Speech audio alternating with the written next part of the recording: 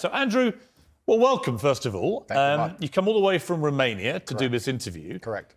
What do you hope to achieve from this interview? Why are you here? There is a specific kind of moment in television where the most revealing thing a person does is not what they say. It is the moment they realize, mid-sentence, that what they are saying cannot be unsaid. Most people stop. They pause. They recalibrate. Andrew Tate did not. He kept going. And that is what made this interview one of the strangest pieces of recorded television in recent memory.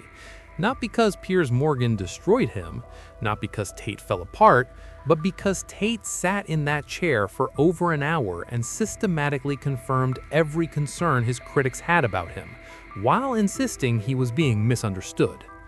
To understand why this moment mattered, you have to understand where Tate was when it happened.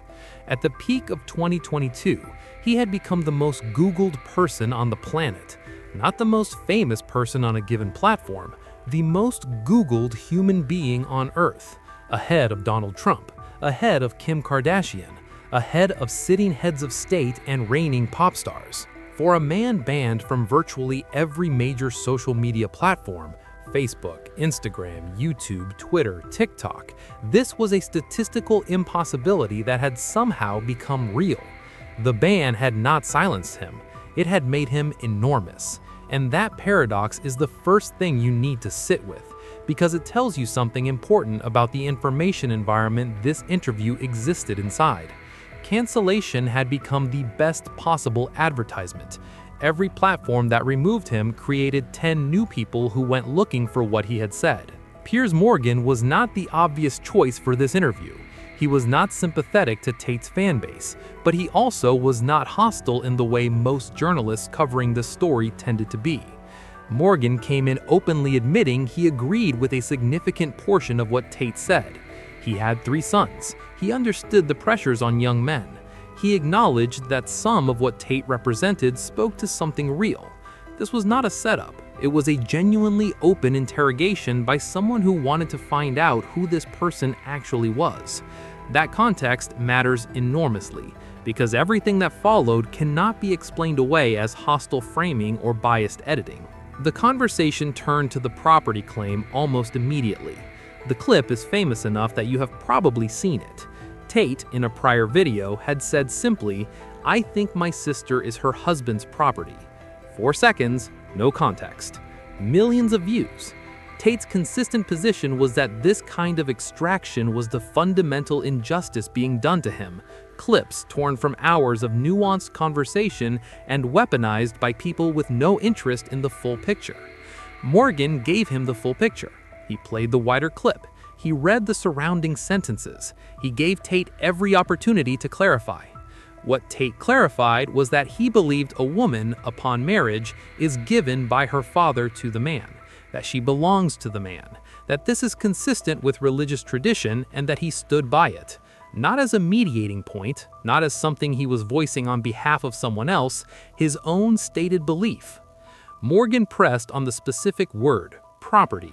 Does it imply the husband holds authority over the wife the way an owner holds authority over a possession? Tate said yes, in the sense that she belongs to him, then said that does not mean ownership, then said the woman is given to the man, then said he believes she belongs to the man in marriage, then said yes, fundamentally correct. It took 8 exchanges to get there, but the destination was identical to the clip, not out of context, not misrepresented. The same position arrived at through patient conversation with every off-ramp available and none of them taken. What is remarkable is not that Tate holds this view. Plenty of people hold traditionalist views on marriage and gender roles. What is remarkable is how he held it. He kept insisting the word was wrong while simultaneously confirming the substance behind the word at every turn. If a man believes a woman belongs to him upon marriage, that her father hands her over, that she takes his name as a signal of this transfer, the debate over the word property is purely semantic. The thing the word describes is exactly what he described. The authority argument that followed forced Tate into a logical trap he constructed entirely himself.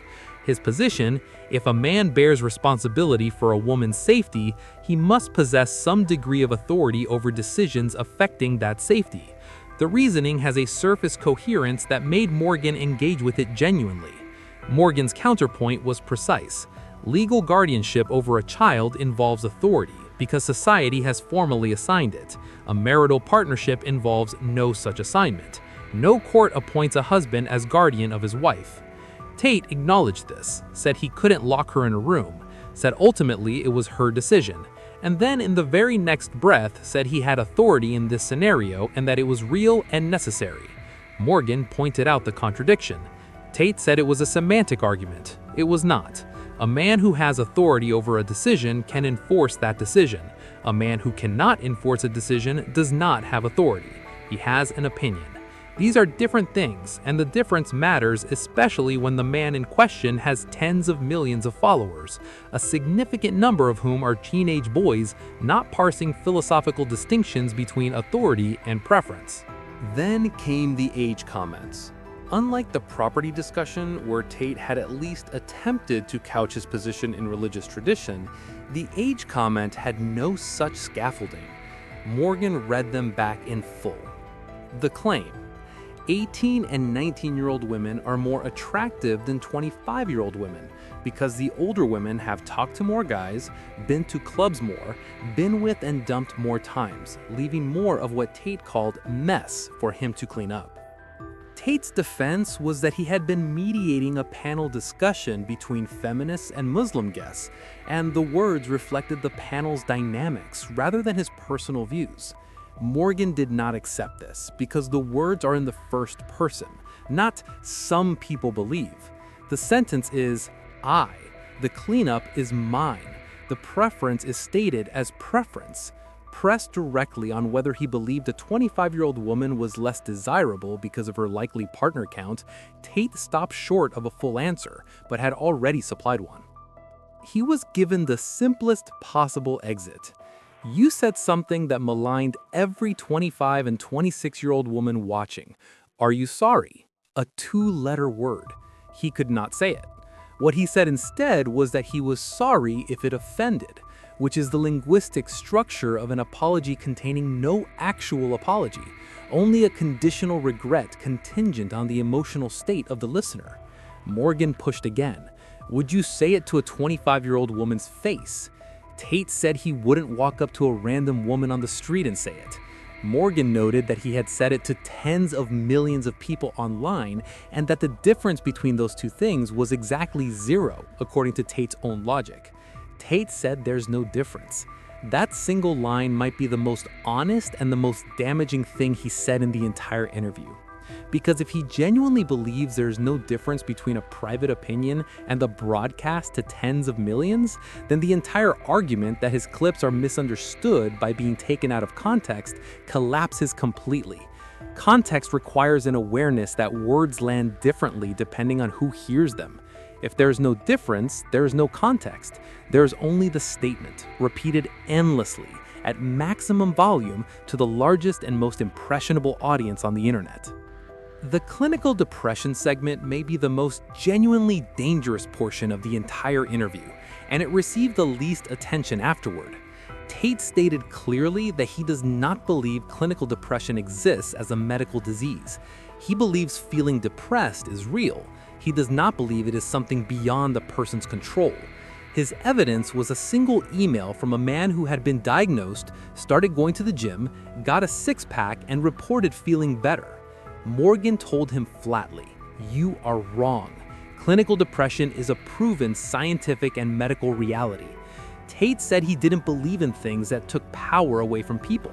Morgan replied that one cannot disbelieve a medical condition into non-existence, that refusing to believe you can die does not make you immortal. Tate said this example was ridiculous, then made the identical argument again without noticing. The other debates in this interview involve contested opinions about gender roles that exist within a tradition of disagreement. Clinical depression does not. There is no serious medical community that disputes its existence. There are decades of controlled clinical trials and millions of patients whose lives have been stabilized by treatment. Tate's position is not edgy or traditionally masculine. It is medically false, and he holds it in front of an audience that includes a significant number of young men who may already be suffering and may now be more inclined to dismiss their symptoms because the most Googled man on the internet told them the condition is not real. When Morgan raised Alex Jones, the same pattern that had defined the entire interview repeated itself. An immediate claim of ignorance followed by a defense of the behavior the ignorant supposedly excused. Tate had been on Jones's show 4 times in 4 years. He said he had no idea Jones had claimed Sandy Hook was staged. Morgan expressed skepticism that an intelligent, media-savvy man at the center of one of the most widely covered online controversies in years had somehow missed the equally widely covered story of Jones being sued by the families of murdered children for telling his audience the massacre was a government hoax performed by crisis actors. The families had already been through the unsurvivable. They had buried their children, and then for years they had people showing up outside their houses, sending them threats, calling them liars, because a man on the internet had told his audience they were paid actors in a government operation. That is not a fringe story. It was front-page news for 2 straight years. The idea that Tate was unaware requires accepting a very specific kind of selective blindness in a man who claims to be acutely aware of everything happening in the media landscape around him. Tate's position was that he does podcasts with everybody, that appearing on someone's show is not an endorsement. Morgan pointed out the difference between interviewing someone you disagree with and appearing as a guest to promote your own brand on the platform of someone who had done that specific category of damage to those specific families. Tate said Morgan was setting a trap. Morgan said he was asking where Tate's moral line was. Tate said his moral line was whether the person had shown him respect. Morgan said respect from a person does not neutralize what that person has done to others. Tate said that was Morgan's opinion, and the conversation moved on, with the questions still unanswered. Near the end, the Molly Russell case came up. Russell was a 14-year-old who died following prolonged exposure to graphic self-harm content online. Her father had campaigned for years for algorithmic reform. The coroner had directly named the role of social media content in deepening her depression.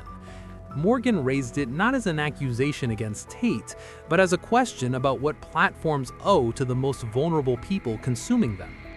Tate said it was nothing to do with him, which is true. He said it was truly sad, which appeared genuine. His expression changed in a way the rest of the interview had not produced. And then, within 40 words, he connected it to his own deplatforming. A girl is dead, a family is shattered, and he had already arrived at his own censorship. That pivot, genuine grief folding immediately into personal grievance, is the most honest accidental moment in the entire conversation.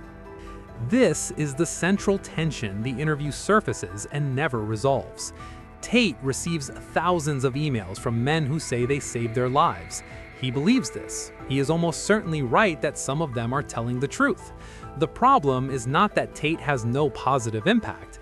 The problem is that the same broadcast that saves one person can damage another.